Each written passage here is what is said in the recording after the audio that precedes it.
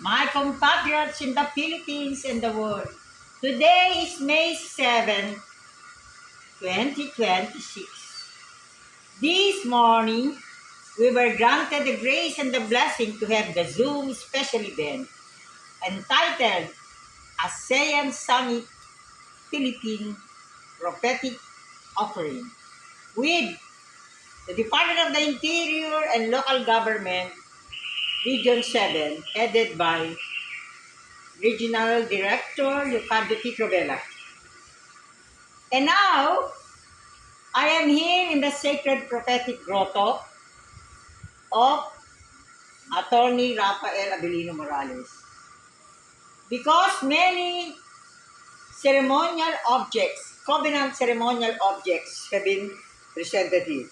So now is the eve of the May 8, 2025 anniversary of the election of Pope Leo the 14th from America as bishop, as cardinal, Eminence Cardinal Robert Prevost. You know, this is important. Why do I have this tarpaulin? It was in Baguio, Interfaith, Ten Commandments Chapel with the Miraculous Lady, or Miraculous Lady of the Bleeding Heart. When the Holy Spirit informed me to share with the devotees that the next Pope will come from the United States. I don't know who is the United States candidate. But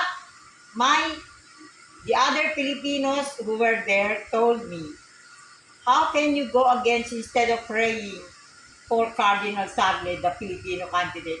I said the Holy Spirit told me to share with you. I was telling them I should not tell you because I myself have dreamt of Cardinal Tagle as a papabile. So, when I told Josephine Aslangan of Bayumbong, Nueva Vizcaya, to prepare this tarpaulin made a pilgrimage to the Philippine Carmel of St. Teresa of the Child Jesus, Mount Banahaw, Chaong Quezon, and even Pila Laguna, Bayang Pinagpala Brotherhood of Mother's Speech. Together with this is the spiritual legacy painting from Marcos Sr. to Marcos Jr. presidency as done by Bienvenido Villamina. And now, let me go to this space. I will end here. I will end here because you see, this is from Calamba, Laguna. It was given to us. It was given to Attorney Rafael Abelino Morales in Calamba, Laguna. And this one, first presented here, boy, you even took this. This was presented here, first presented before unveiling it in the Pamitinan Protected Landscape of Rodriguez Rizal. And this is St. Teresa of the Child Jesus. I brought to France and Belgium. It was given to me by Reverend Mother Mary Bernard from the Philippine Carmel of St. Teresa of the Child Jesus. And above all, this one is from the message of Our Lady of Lourdes in Baguio to present to our meeting in the Pamitinan Protected Area Management Board, which I serve as the representative of the National Commission for Culture and the Arts. And here, lastly, is the Transfiguration Medal. Our Lady of the Trinity. from France told me to buy this. So this is the Transfiguration Medal to fulfill the 2026 Philippines Transfiguration Temple for the world. I have here just enough.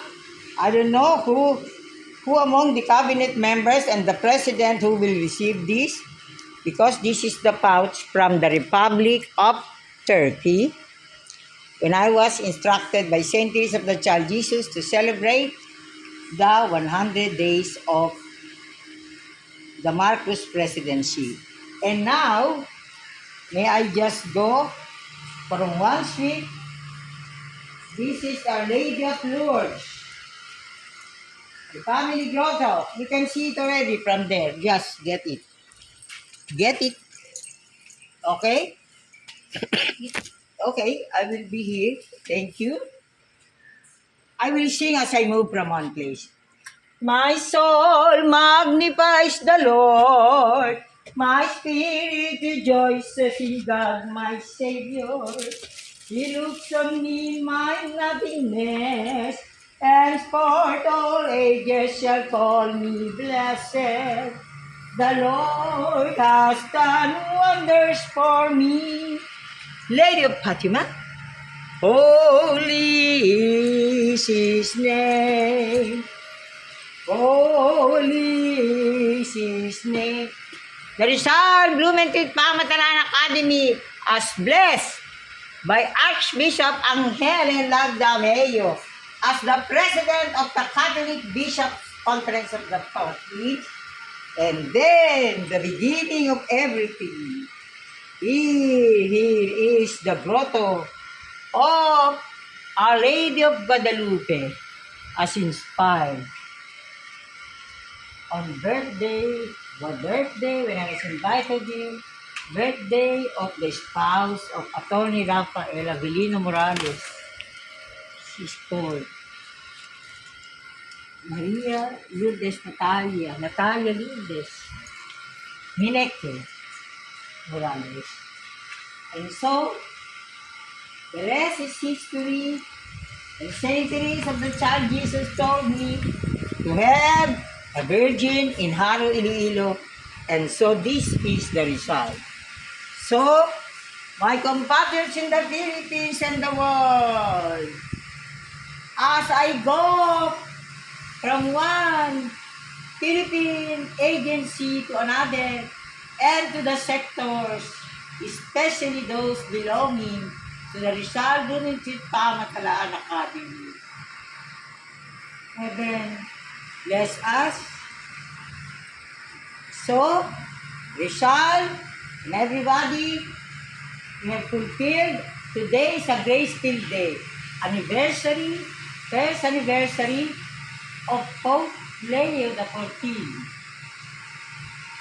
Election as Pope. By the way, this one,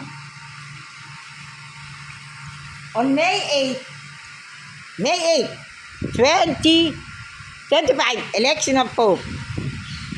In Mount Banahaw, when Cardinal Tagle put the papal ring for the newly elected Pope Leo XIV, I was given by Mercy Banabad from Carmona, Cavite, this ring. For me, this is my ring. This is the beloved ring from my beloved bridegroom, the divine romance in the Philippines for the world, our Lord Jesus Christ, who called me to the Carmel of St. Joseph for 5 years. So thank you. Amen.